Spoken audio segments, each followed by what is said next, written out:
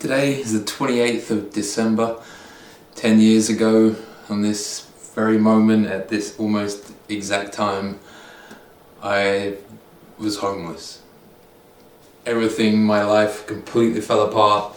I lost everything I'd ever worked for my whole life. I was 34 years old and I lost millions of dollars. My business was gone, my house was gone, everything was gone.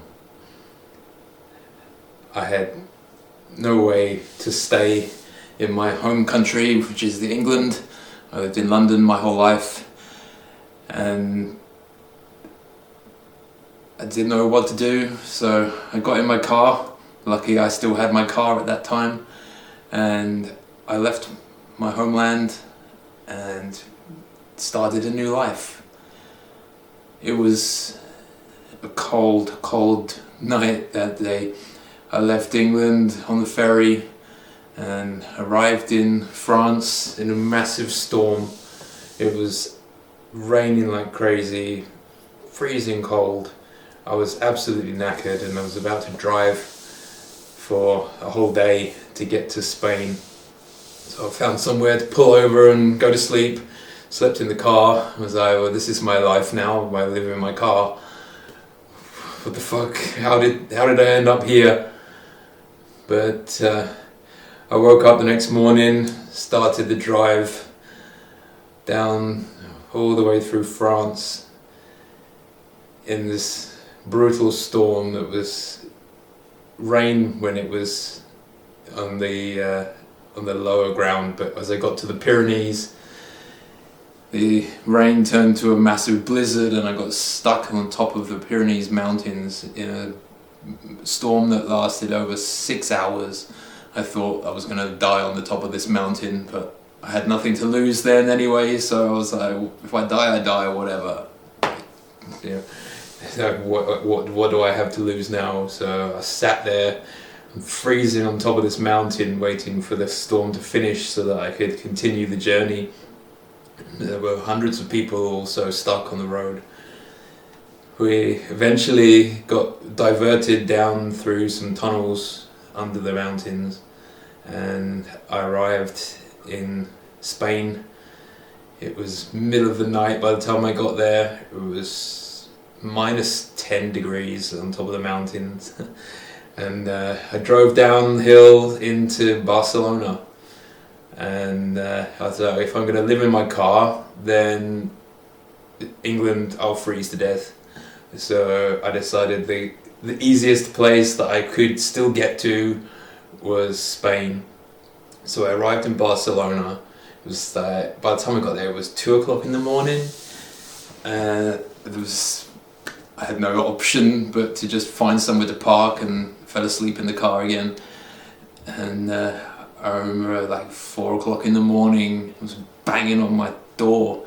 The police were there and I was like, they said, what are you doing? I tried to speak to them in Spanish, but it didn't work. But luckily they spoke a bit of English and they said to the place that I'd parked was insanely dangerous. It was one of the most dangerous parts of the city, and if I had stepped there, then there's a chance I'd wake up with all my stuff in the car stolen. So I was like, I don't have anywhere to go. What can I do? And they said, we just wanted to warn you that it's not safe here. I was like, okay, thanks for letting me know. The next day, I went on to Airbnb and I was like, there must be somewhere in Barcelona that I can afford to live. And so I searched for the cheapest place in Barcelona and I found this room to rent in a shared apartment with like 4 other people, and it was 300 euros for a month. So I was like, okay, well I've got about 1,000 euros to my name. So I was like, right, fuck it, I'm gonna get this room, so at least then I've got somewhere, some roof over my head and somewhere to figure out what the fuck I'm gonna do now.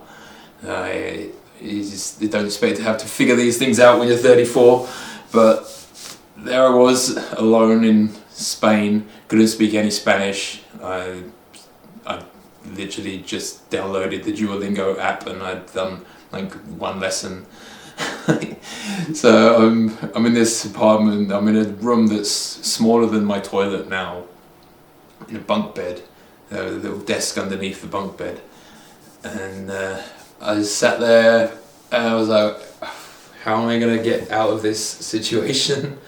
I didn't know what to do, but luckily I still had my computer, my camera and my phone. It's three things that saved my whole life. If you're ever in a situation where you're potentially going to end up homeless, then your phone is the last thing you should ever get rid of. Don't care if you're hungry, no, don't sell your phone unless you've got some other option of communication, because you can make money through a phone now. We have the technology to make money anywhere in the world if you have a phone. So keep your phone. So I started to rebuild my life working online from this tiny little flat, and I can't afford anywhere else in Barcelona. It was crazy expensive everywhere else, and so I spoke to the Airbnb guy and I was like, is it possible that I can stay here longer term, and we do a private deal outside of Airbnb? And he was like, yeah, no problem, you can stay another month. So I was like, oh, thank God, at least I know I've got somewhere for at least the next 4 weeks, so I can make a plan then. And then one day he knocked on my door and was like, what time are you leaving? And I was like, what do you mean leaving? You said I could stay for another month. He said, no, I've got a new guest arriving today, 12 o'clock, you need to be out now. I'm like, what? No, that's not what you said last week.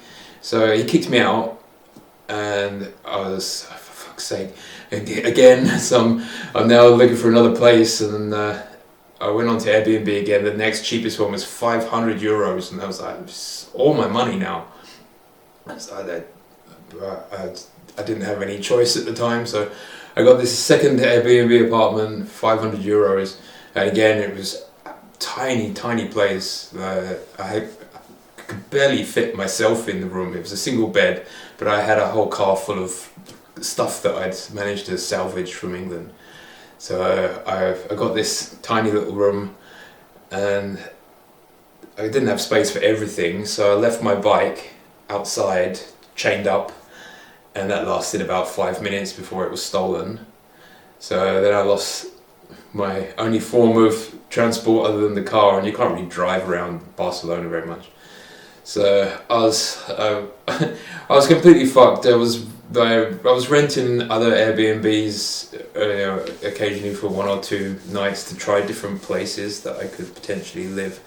But it was just so expensive everywhere in Barcelona. It's one of the most expensive cities other than Madrid. And I was just, this is not the place to be homeless. It was just too expensive for food. Everything was just too much. So I was like, okay, I can't stay here. I can't afford it, and it's not really suitable for my belongings. It wasn't safe. I had stuff stolen from me. I was not in a position where I could afford to have things stolen. So I was like, right, well, where else can I go? So I decided to drive down to Valencia. Valencia was much nicer and much cheaper. I could afford to get an apartment there. I went on to Airbnb and got one. It was another 4-week deal, because the maximum you could book was 4 weeks. So I booked this place, and again I spoke to the owner and I was like, do you mind if we do a deal to stay longer? And again he said, yeah, no problem, yeah, let's do a deal, you can stay a bit longer. And I was like, great. And again he did exactly the same thing as the other one. I knocked on the door one day, what time are you leaving? Next guest is arriving. I was like, just literally last week you told me that I could stay here longer, and now you're kicking me out again. What the fuck, man? So I moved again. I went on Airbnb again. I found another place. This apartment was much bigger. I finally had some space to breathe. It was a lot cheaper. It was 350 euros for more than double the size of place that I had in Barcelona. So I had a bit of time to breathe. So I started working online, trying to learn a little bit of Spanish, but wow, my brain doesn't work with languages very well. I struggled. English was my worst subject at school, so learning foreign languages was just horrible for me, and I'm also deaf, which makes it even more difficult when you're trying to listen to people speak and match up their lips with their words and the sounds, and it's so fast and complicated. It was really difficult to communicate. It's hard enough in English for me, but eventually I learned a little bit of Spanish, and I managed to speak to my landlord guy, who because he didn't speak any English at all, and I managed to convince him that I could stay for 1 year in his apartment. So we did a deal. I managed to get I think it was for the whole year. It was 300 euros a month for the year. So compared to rent in London, I'm unbelievably cheap. So I could just about afford to pay that rent and buy some food with the money I was making online. But it was a bit weird because it was an Airbnb apartment, and it was for like multiple people. There was 3 bedrooms there, so every week there were different people in the flat, and some of them were just so disgusting, just not cleaning up after themselves. And I mean, like, these are adults, and they couldn't even clean a toilet after they used it. It was so disgusting. So I've stayed there for a year. I worked as hard as I could to try and rebuild some income, and it got to the point where I had a little bit more money that I could afford somewhere on my own. So I found an apartment down on the beach, and it was 500 euros a month, but it was an apartment just for me. So I was like, okay, it's a bit expensive for my income, but it's going to be much better if I'm in a private place. So I got this private apartment. It was 100 meters from the beach. And gradually, day by day, I tried to rebuild my life from zero, which, when having to do that for a second time, because I was already homeless when I was 23, I made over $1 million in business and ended up homeless again. So it was fucked. My whole life was a mess. But I didn't give up. That was the main thing. The whole point of this story is to tell you, no, don't give up. Like, whatever your situation is, there's a way you can get out of it. If it's hard, if there's something that's holding you back from where you want to be, there is a way around it. Not every obstacle is insurpassable. You can figure it out. Sometimes it takes more time than others, and sometimes you need someone to help you in that situation. And I've been through many situations now, and I've helped other people get through their situations. But just don't give up. If you don't give up, then you can still win. You only lose when you give up. So I was in this apartment in Spain, but I had no idea of a future in Spain. And then the disaster happened again. Brexit vote happened in England, and England voted to leave the EU, and I was like, well, that fucks everything up, because I'm English and I don't have a residency anywhere in Europe, and now they voted to leave. I'm going to have to go back to England, which was absolutely not happening. In a million years I will die before I go back to England. And I was like, fuck, I don't know what to do now, because I couldn't figure out a legitimate way of staying in Spain long term. But I was going on trips to the Czech Republic to see friends and for work. And I was like, well, maybe I should move permanently to the Czech Republic and start a business there before the Brexit vote actually is finalised, and then I can get a resident permit in the EU based in the Czech Republic. So I spoke to my friends who lived here, and I noticed that when I was looking for somewhere to rent, that a photo looked familiar to where my friend lived. And I said, "Is that your apartment? Is that your building? And below you is another apartment that I could rent?" He said, "Yeah, the landlord's just put this up. It's like a big warehouse." And I said, "Can you talk to him and reserve it for me?" So he did, and he reserved me this massive warehouse. It was 200 square meters, big, one huge open plan room with a toilet and a shower. There was no kitchen or anything there. And I said to the owner, "This is not living accommodation. This is obviously a business place. Do you mind if I live here?" And he said he doesn't care what I do as long as I pay the rent. So I was like, okay, I'm going to do it. I'm going to leave Spain and move to the Czech Republic. So I hired a van company to pick up my stuff, and I flew, because by then my car had been repossessed as well, so I had no car anymore. So I flew to the Czech Republic and had my stuff arrive in a van. So I slept on my friend's couch for a few days while waiting for my things to arrive. So I literally had just my hand baggage from the aeroplane. That was it. So I went to Tesco, bought myself a tracksuit, keep myself warm. But I was in the Czech Republic, and I was like, right, okay, now what? Now what? How do I even start with Czech? Spanish was super hard to learn. Czech is another level altogether. But luckily I had some friends who helped me. They would help me translate and go to the offices and get all the paperwork organised, and I registered a business here so that I could legitimately make money and get the residency eventually. So I moved here, set up my business. The landlord of the warehouse, he was a nice guy. He's very helpful. It was super cheap.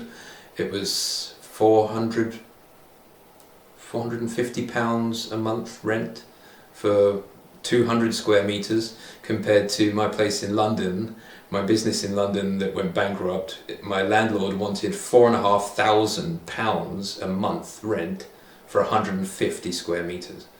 So I had basically 30% more space for 10% of the price. Unbelievable what landlords in London get away with. It's disgusting. Anyway, so I'm in this warehouse place, which was okay in the summer, but winter, holy shit, it was -20 here for the first few years during the winter, which I'd never experienced before in England. Like, it gets a bit cold and sometimes you get a bit of snow, but we don't have -20 in England. So that was a bit of a shock. And the heating bills for a 200 square meter warehouse is ridiculous. But anyway, I was in this warehouse for a few months, and I said, there's no way that I can stay here like long term. I don't like having landlords because they have the ability to at any point kick you out and you're fucked again. And I was like, I need some stability, but how can I get stability when I don't speak Czech, I haven't lived in the country for more than a few months, I don't have any credit history here, I can't get bank loans, I can't do anything. But something in my head told me, look for a house to buy. I was like, that's crazy, why? What's the point in looking for a house? I can't get a mortgage, I've got no money.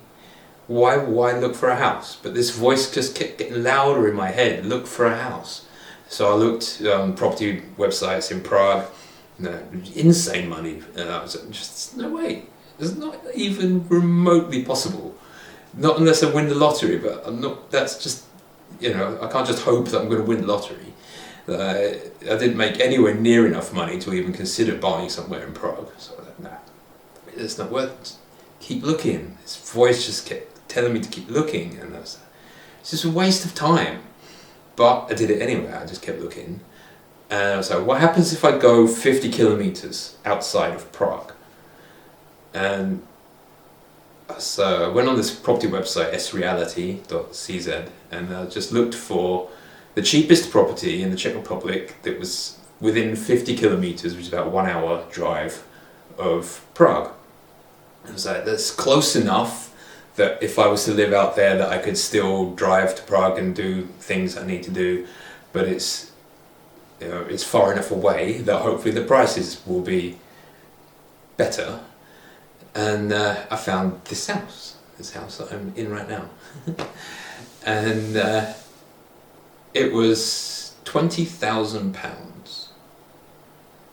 And coming from London, having a house like this for £20,000 is ridiculous. My house in London cost me £310,000, and that was only 90 square metres. This house is 400 square metres and it cost £20,000. But I didn't have £20,000. I didn't know anyone who had £20,000 that would lend me any money. I didn't have any option for getting bank loans because I didn't have a credit history and I didn't have a job. You have to basically provide tax returns proving your income, but I didn't have a whole year of tax returns done by that point. I only had a 4-month tax return from, I started the business in September, so I had September, October, November, December as my first tax return. So they're seeing an income which is nowhere near enough to buy a house with. So I couldn't get any loans, I couldn't get any mortgages, I couldn't get any financing of any kind. So I was like, I'm going to go and just look. I'm just going to look at the house. I'm not going to, you know, obviously I can't buy it, but I'm going to look at the house. I'm going to see what you get for £20,000. So I didn't make an appointment with the reality company. I just got in the car, and from the pictures and the name of the village, I figured out where the house was. So I drove here and I just looked at the outside of it, and it was a fucking dump. It was destroyed. It was just, the garden was just overgrown. No one had lived here for years. I was like, there's no fucking way that there's a house that big, that in that location, for £20,000. It's got to be a catch here somewhere. This is not possible. So I was like, just look around. Just look around in the house. Make an appointment, and just look around the house. Just to get a feel for it. Just try it. Why not? It doesn't cost you any money to look. So I called my friend. I was like, I found this house. Can you make an appointment with the company to do a viewing on it? He was like, yeah, no problem. I'll come with you and translate. So we booked an appointment. And I came in and I saw this place. And I'll put in some photos in this section when I edit it of what it looked like when I first walked through the door. And I was like, okay, that's why the price is a little bit low. There was no electric supply, there was no water supply, there was no sewage processing. Basically shit just floated past the front door. There was no heating. It had a roof, but the roof had no insulation, so it was just basically open to the elements. And there was no kitchen, no bathroom, no toilet, nothing. It was literally nothing. It was just a shell, empty shell of a house. And something in my brain was like, this is your dream house. It doesn't look like it now, but this is your dream house. You have to make an offer. And I was like, how am I supposed to make an offer? I can't get any loans, I haven't got any money, I don't know anyone who's got any money. Do it anyway. Most people ignore that intuition voice in their head, but I had no option but to listen to the voice by now, because every time I tried to ignore my intuition, things didn't go to plan. So I was like, okay, I'm going to do it. How much do I need to give you to take it off the market? And they said £300. And I was like, so if I give you £300 right now, you will take it off the market for a period of time? And they was like, yes. Fuck it. Do it. Just do it. Just give them £300. So it was 10,000 Czech crowns. I gave them 10,000 Czech crowns. They took it off the market, And I was like, well, now what? How do I actually find, within 2 months, £20,000? My income from work was at best 2,000 in a month. So I was trying to basically get 10 months worth of income in 2 months. I was like, it's just not possible. It's not possible. How can I do it? I had no option to do it, and I was like, I've got to try. I've got to do something to get this house. And I was all out of options, and I thought that it was just going to end up I'd lose the £300 deposit, and they put it back on the market, and I lost the house. But by some miracle, some people who believe in God would say God came and saved me, but I don't believe in God. I believe in science. But whatever, something happened that day that changed everything. My sister got a phone call saying that she had inherited some money and that she had enough to give me £20,000. And I was like, no way. So you're telling me I can buy my dream house? And I got the money, I got the £20,000. I got to the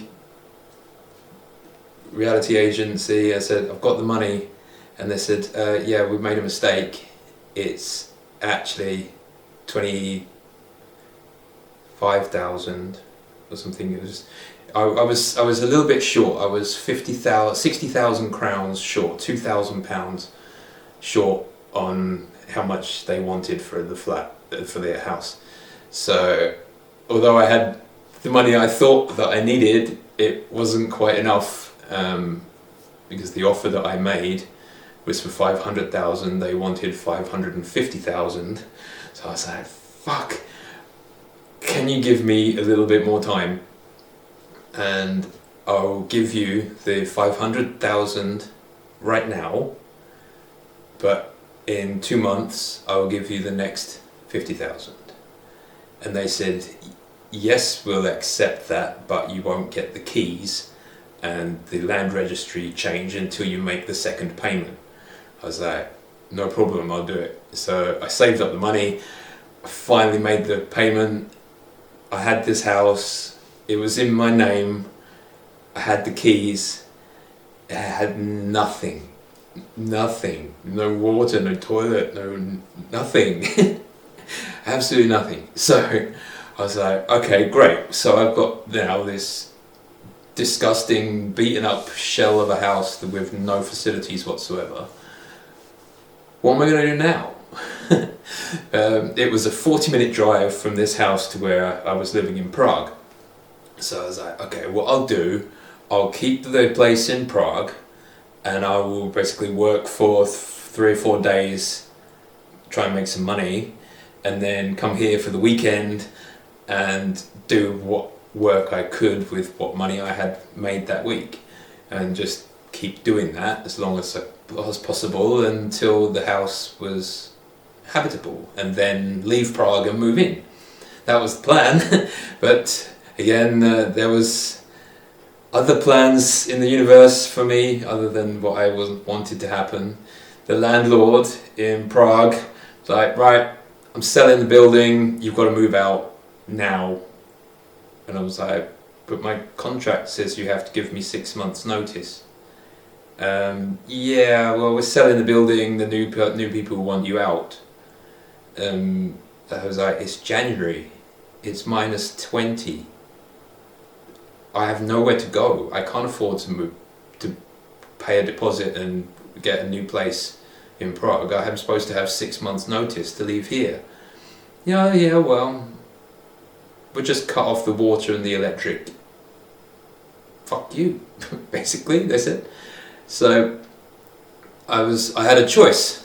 I could stay in this place in Prague up to the end of my 6-month notice period with no water, no toilet, no electric, and still be paying rent for it, or I could live here.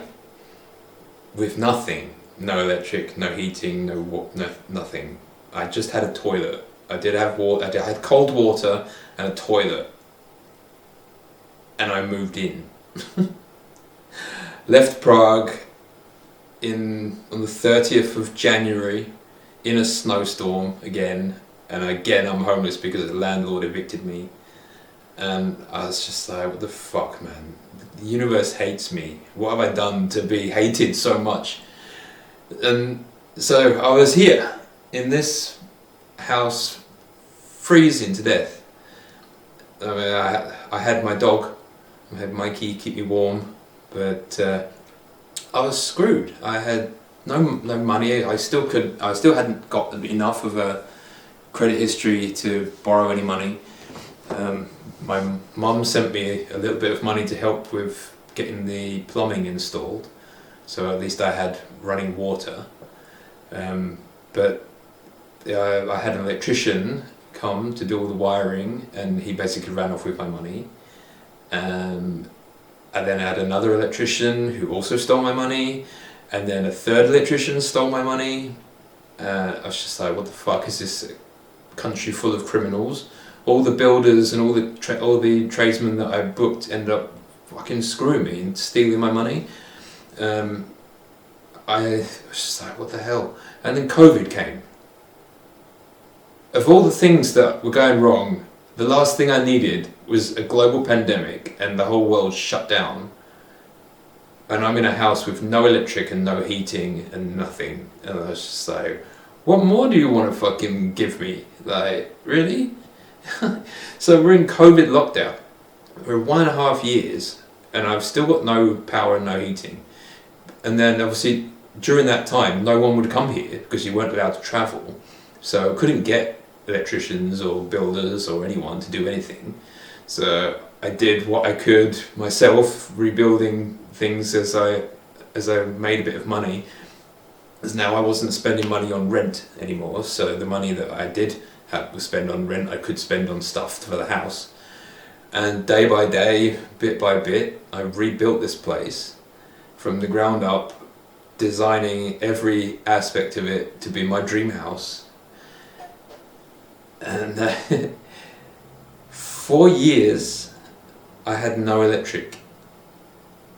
I don't know if you've ever had a power cut for more than 2 or 3 days and you're like, fuck, all the food's rotten in the freezer, how are we going to survive? Imagine 4 years with no electric supply in the house. How would you deal with that situation? So my solution to the problem was I spoke to my neighbour and I was like, this is going to sound really weird and a bit awkward. Can I run an extension cable from your house to my house and I'll pay your electric bill? So it was the only way I could think of that I could get a regular supply of something. So I was like, you've been camping before, you've done this, you've built festivals in the middle of fields, in the middle of nowhere. You got this, bro, you got this. So I had one single pop socket on a 20-meter extension cable. So if you know about electronic load, like power loads, you can't run more than about 2 kilowatts of power on one of those extension cables, otherwise the cable gets too hot and melts, which I did quite a few times. So I ran this entire house, all 400 square meters of it, on one power socket for 4 years while I rebuilt it. So that one power socket had to do all the fridges, had to do all the cooking, had to do all the power tools, had to run the computers, had to run washing machines, it had to run heaters, it had to do everything from this one 2 kilowatt socket. So basically I would move this power around the room. I'd walk around the house with the cable, and each time I want to do have a cup of tea, I'd plug the kettle in, then I'd plug the microwave in, then I'd plug the power tool in, then I'd plug the computer in, and I'd just move around the house and just use the power in the specific thing that I was doing at that time. And I lived like that for 4 years. Again, there was still no heating, because my heating requires electrics. Even though it's a wood burner, the pump that pumps the water around the radiators requires constant supply of electric. And I basically, the first electrician who scammed me, blew up all the circuits in the house. He didn't know what he was doing. He wasn't an electrician. He was just a scammer builder who just pretended that he knew about electrics.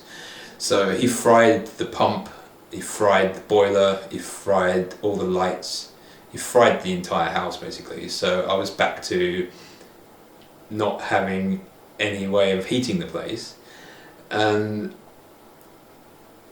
it was basically living in a fridge for 4 years, because the only heating I could use was one of those gas bottle heaters, but you can only use those during the daytime. If you run them overnight, it's quite risky for your health with all the fumes and everything, and living like that for years is not good for you. So eventually we came out of COVID, and I found an electrician finally who actually knew what he was doing. And after 4 years of pain and suffering, I finally got the electrics connected. And I was like, yes, finally I can use my house like it's supposed to be, with pretty lights everywhere. That was 3 years ago now. I finally got the electrics on. So I've been here 7 years in this house now. It was a brutal journey, but I didn't give up.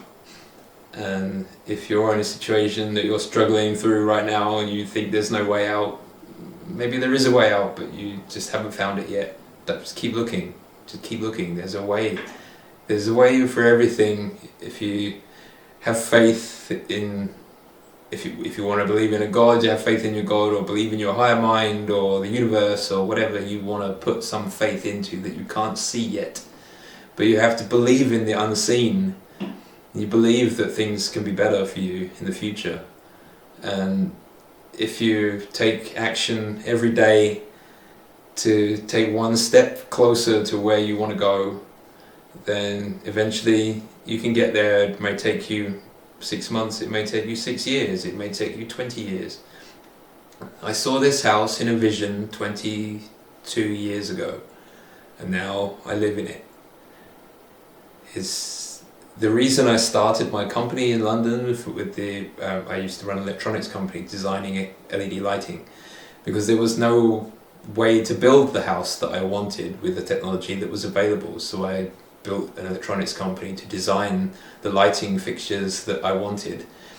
And unfortunately, I crashed my car on the way to a client in Germany. Well, I was in Germany when I crashed, but I was on the way to Poland to see a nightclub owner to design his club for him.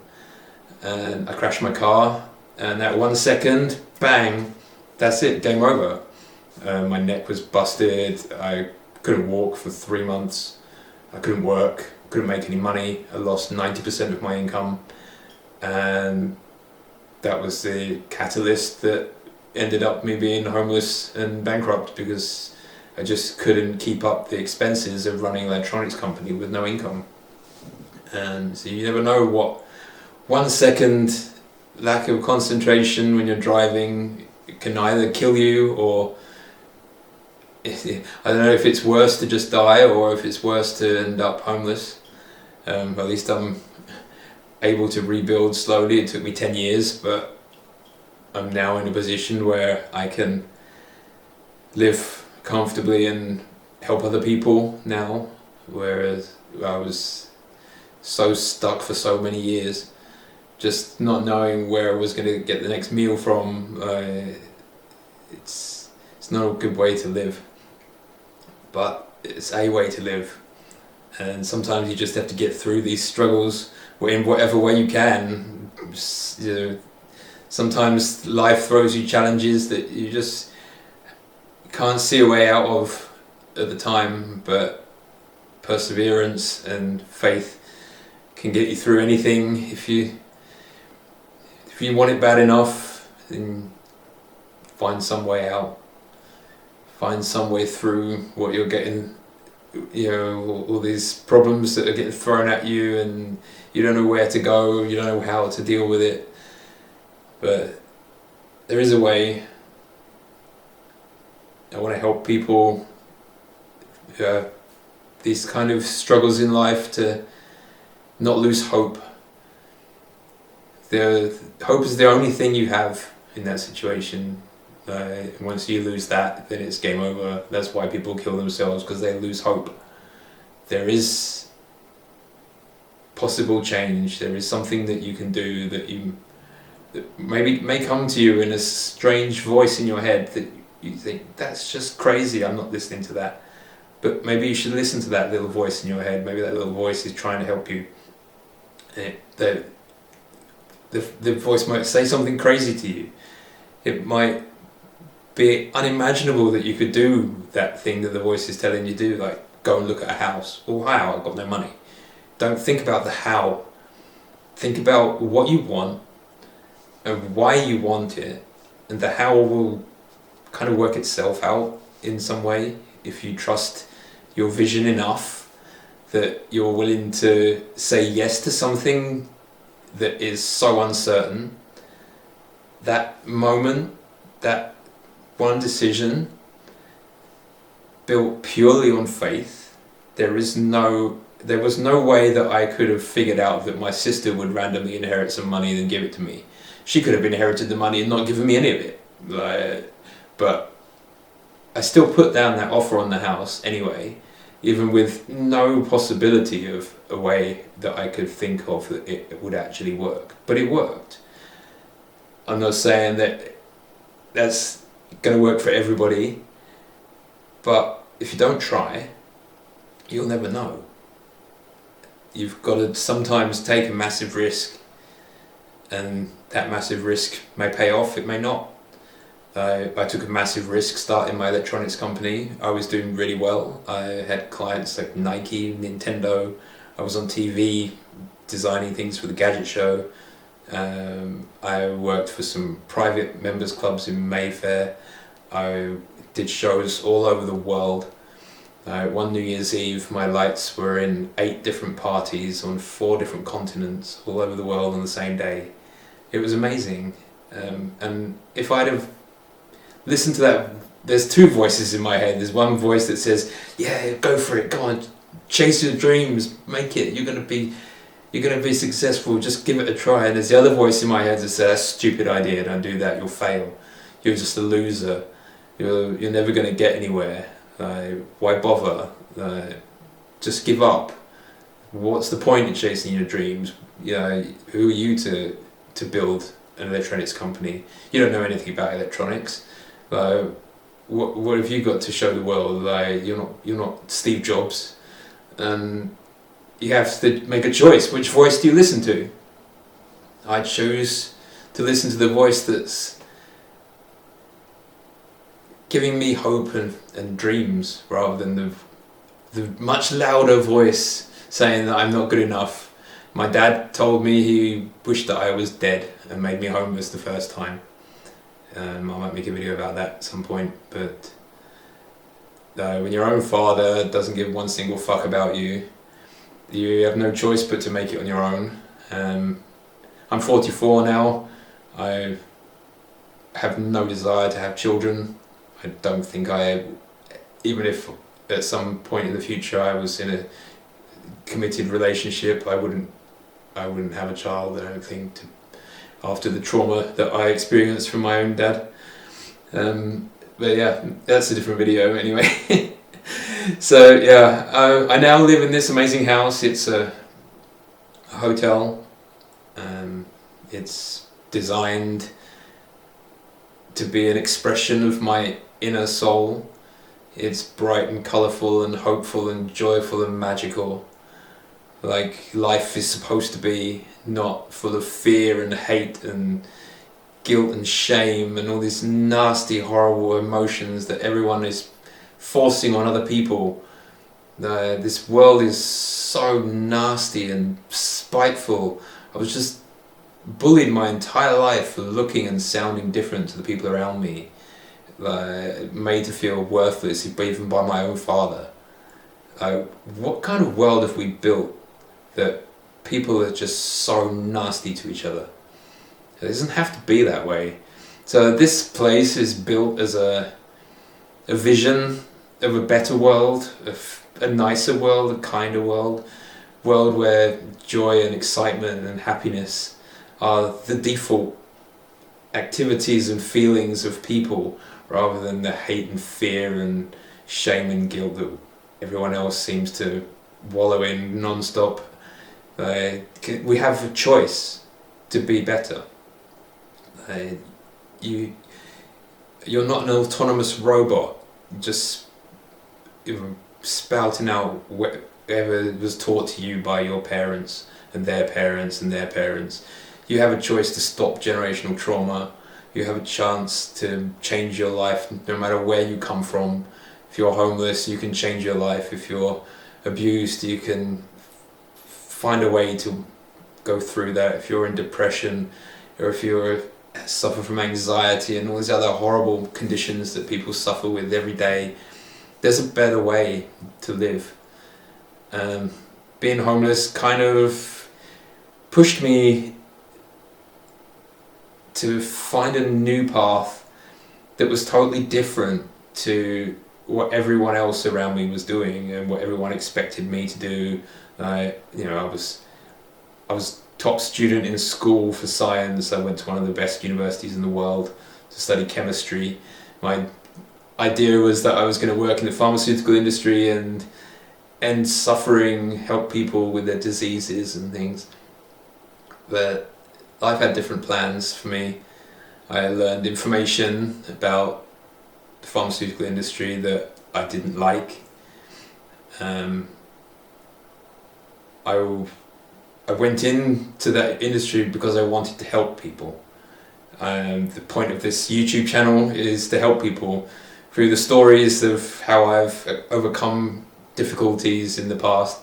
Maybe will inspire someone else to not give up on their own dreams. Just because your family and everyone around you thinks that your dream is stupid, it's not. If it's your dream, then you make it. You're the only one who can make it. Nobody else can do the work for you. So I want to act as a guide to help people go from wherever they are now to take steps closer to their dream life. I now have my dream house. I never thought I would have this house. Living in London, you grow up not thinking that if you want to have a house like this, you need to be a multi-millionaire. And there are other ways. I now know that. I didn't believe that before. Sometimes you need a really traumatic experience to teach you something. And what I learned was that there's other ways to achieve your dreams without, you have your own programming from your society and your parents of how you're supposed to live and what your dreams are going to be. But that's not always correct. Sometimes they teach you what they were taught and they teach what they were taught, but maybe they were wrong. Maybe your parents are wrong. Maybe your teachers are wrong. Maybe your government is lying to you. Maybe there's another way that you can get around a mountain without having to climb over it. Maybe you can go through it. Maybe you can go around it. Maybe you can go under it. There's other ways. And if you change your state of mind, you can unlock unlimited power. If you want to learn more about how to achieve your dreams, then I'm going to teach you my system that I designed. It's called the BPM lifestyle. I've been working on this for 20 years. I've been testing it and testing it and testing it for 20 years. And it's how I went from originally homeless at 23. I built $1 million business. I lost everything. I realized the mistakes in the system, changed my opinion on things that I was hard and fast, this is the way it is, there's no other option, to the complete opposite. I had to completely revisit all of my beliefs and change them. And changing your beliefs is hard. But when I changed my beliefs, I changed my life.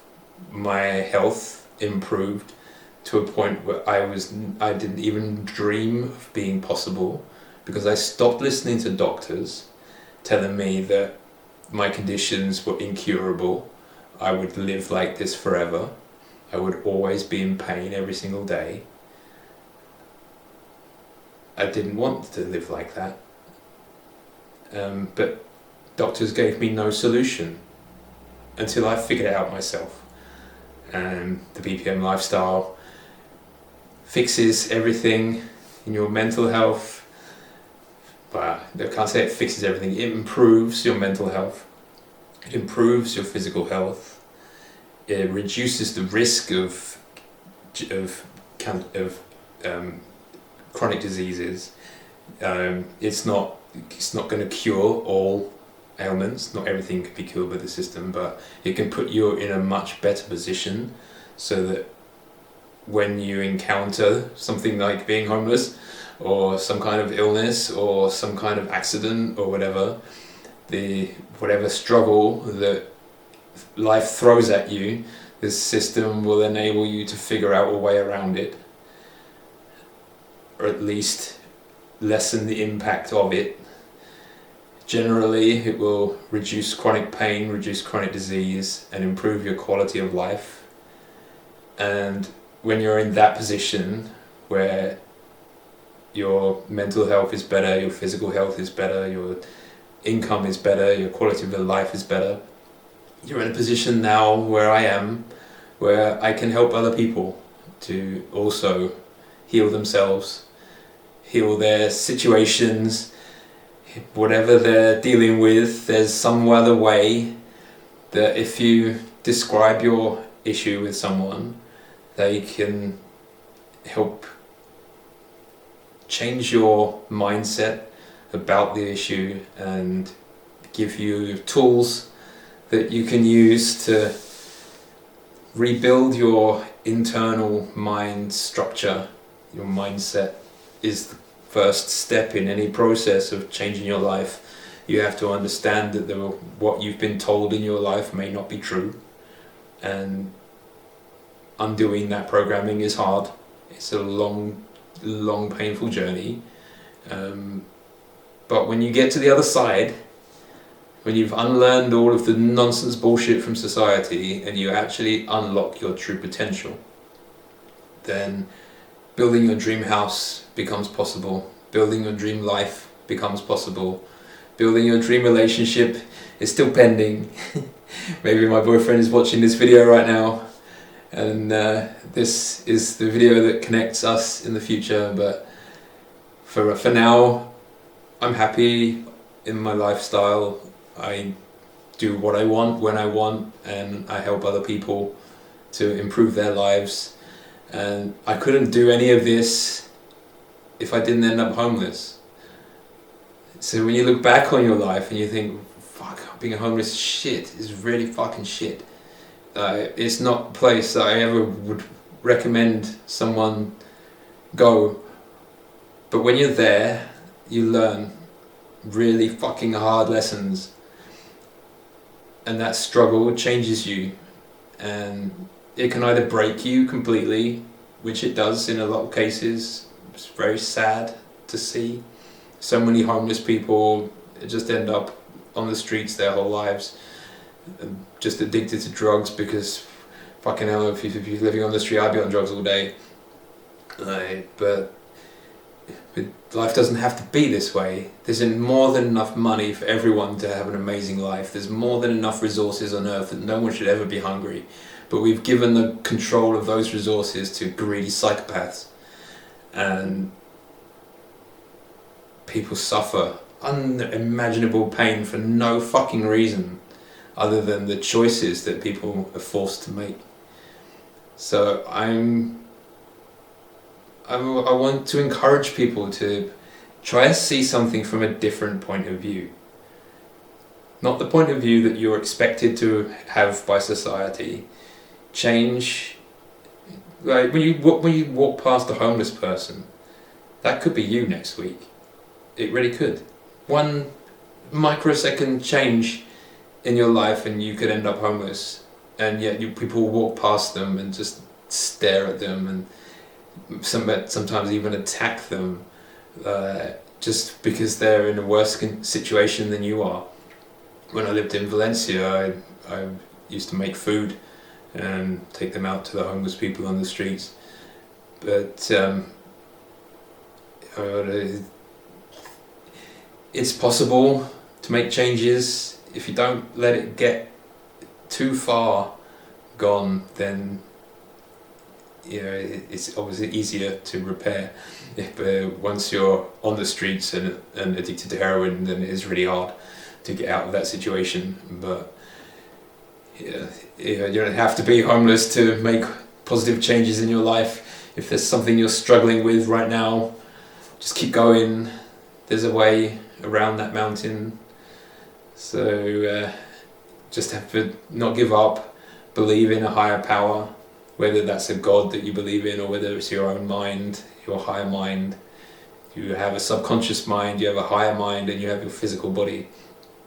When you align all of them together, magic happens. But most people just ignore their higher mind, they ignore their intuition, they ignore everything, and they listen to all the people around them who tell them they're not enough. They tell them you're not good enough. Wherever you are, it's not enough, or you're too much, you're too loud, you're too this, you're too much, you're not enough for this, you're too much for this. You're never okay, you're never enough for anyone. There's always something about you that someone hates for some fucking stupid reason. Oh, I don't like your hair, or you've got an ugly nose, you wear glasses, you're fat, you're bald, you're ginger, you're all these things. They'll pick out one little stupid irrelevant thing about you and just make your life hell because of the way you look or the way you sound or the way you behave. And it's just disgusting behaviour. Why? I don't understand it one little bit. People are so evil to each other for no reason. So yeah, part of telling this story is for my own record of things, for when I get older, that I can look back and say, fuck, that time was hard, but wow, look at the amazing life that came from that struggle. The first time I was homeless, I ended up living in a tiny flat with my current boyfriend, and I was like, fuck, where do I go from here? But within 3 years, I bought a house in London. Most people struggle to even think about buying a house, but within 3 years of being homeless, I bought a house in London. Within 3 years of being homeless the second time, I bought a house because I believed in myself. I believed in my power to take control of my life and make decisions based on the most exciting thing that I could imagine doing at that particular time, regardless of the outcome that I think was possible. I didn't think it was possible to, my excitement was to look for a house. I didn't think I'd be able to buy a house, but at the time, it felt exciting to actually just try something without an insistence on, I'm only going to do it if I can get this. What's the point in doing this because I can't get this? And you make up all these excuses. There's no point even trying to do this activity because it won't go anywhere. It won't get me anything by doing it. So it's a waste of time. But you have to change the way you think and not put so many limits on your lifestyle. Like we're just constantly programmed by society with limited thinking, where everyone around you is not doing anything with their lives, so they project their insecurities and their laziness onto you as though, well, we're not achieving anything, so you shouldn't either. And if you dare try to achieve anything, then you're just going to be ostracized and made to feel absolutely rejected by everybody.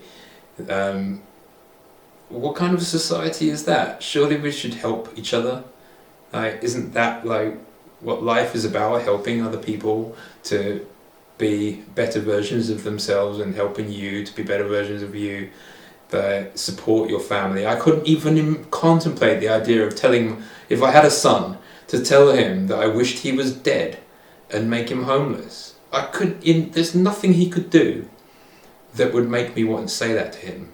I've never hurt anyone, and yet my dad hated me so much that he wished I was dead. Well, he's dead now, so I win. Anyway, as I said, that's another video. But I don't know how long this video is, but it's probably a bit too long already. But yeah, homeless to dream house. It took 10 years to get to this point where I was comfortable enough to make this video. That's 10 years of pain and suffering that I wouldn't wish on anyone. But if you are in that situation and you are suffering, then I just want this story to be a message of hope that things can get better. Just take one step each day towards something that's going to make your life better. And if you need help with guidance, with planning, I've built and destroyed many things in my life. So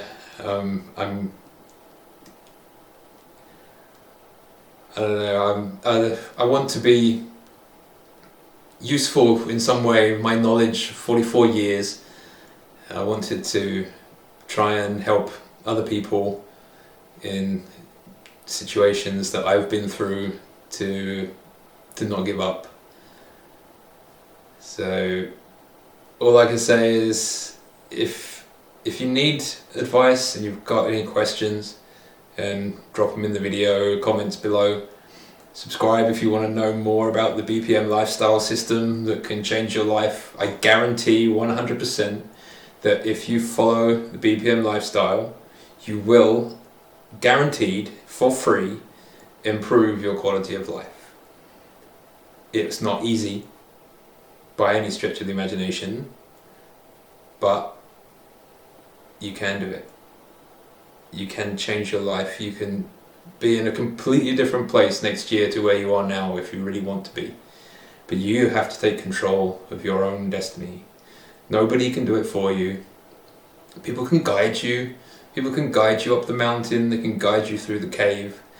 But at the end of the day, you have to find your own way alongside someone else who can show you that you can climb over this obstacle, but you have to actually climb over it yourself. I can show you how, but I can't do it for you. But yeah, if you want more inspiring stories of struggle, I have millions of them. many things that I've struggled with that taught me many good lessons in life. So yeah, next video I'm going to teach you the basics of the BPM lifestyle. I'm going to try and do more regular videos. This has been the first one in months. I've been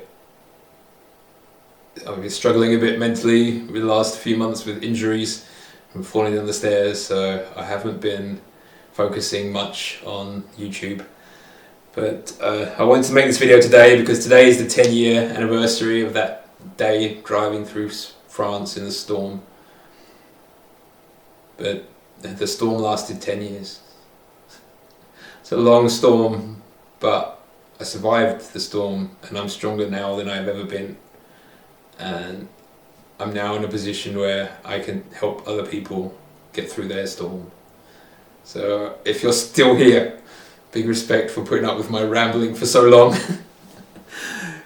But now it's time to say goodbye, and I will see you in the next video. I'm going to teach you everything I know. Bye for now.